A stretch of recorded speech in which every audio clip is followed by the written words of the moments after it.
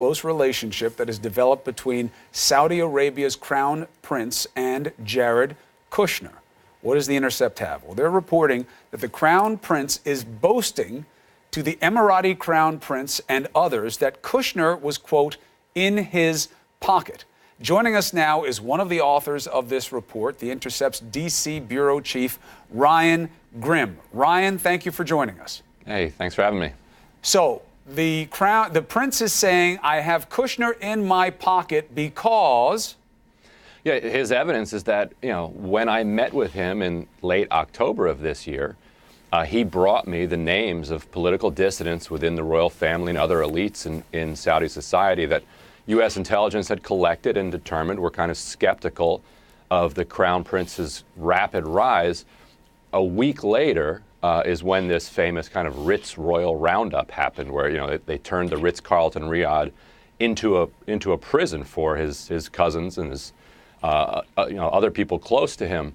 And so he said, look, Jared Kushner aided me in this crackdown. And what we've independently confirmed is that there was indeed an intelligence report that had a list of names of Saudi royals who were skeptical of Mohammed bin Salman, right, and that Kushner was in those briefings, and that he has shown a particular interest in intelligence briefings around the Middle East. What precisely happened in these meetings between Kushner and Mohammed bin Salman that went till 4 a.m., we don't know precisely, but we do know that that's what happened on both sides of it. So you've got some circumstantial evidence, and then you're going to have a question of correlation versus causation. And that is articulated here as, so if these names were provided and Kushner knew them, do you know that he told the prince about those names? And even if he did,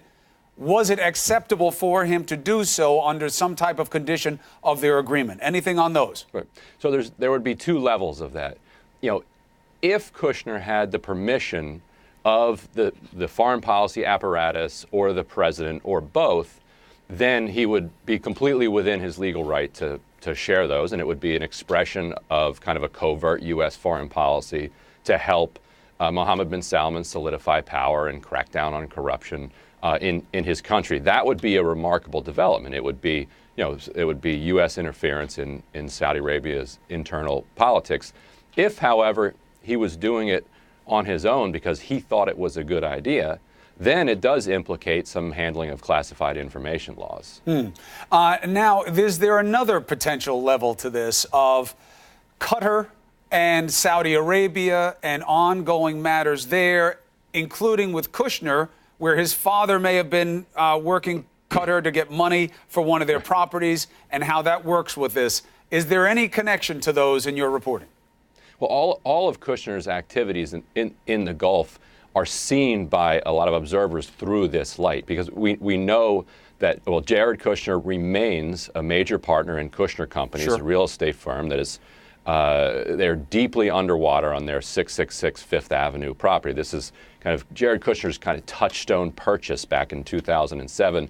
And if that goes down, it could bring the entire Kushner Companies with it.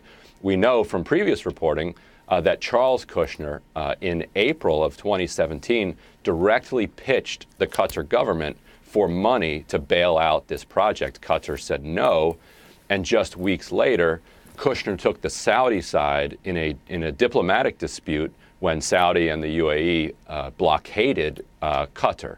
And so then several months later, you have this continuing pro-Saudi effort on behalf of Kushner. So it absolutely does raise questions of whether this was part of U.S. foreign policy or whether it was part of the global expedition to acquire refinancing funds for this underwater property.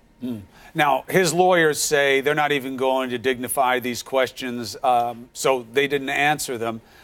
You have more digging to do on this, so do the rest of us. Appreciate you giving us a couple of pieces to the puzzle here, Ryan. But if nothing else, we're once again dealing with a manifestation of the problems created by apparent conflicts of interest. And that's something new in our government, to have people who are so prominent on the business side and have those affairs now, whether intentionally or unintentionally, leak in to their public work as well. Ryan Grim.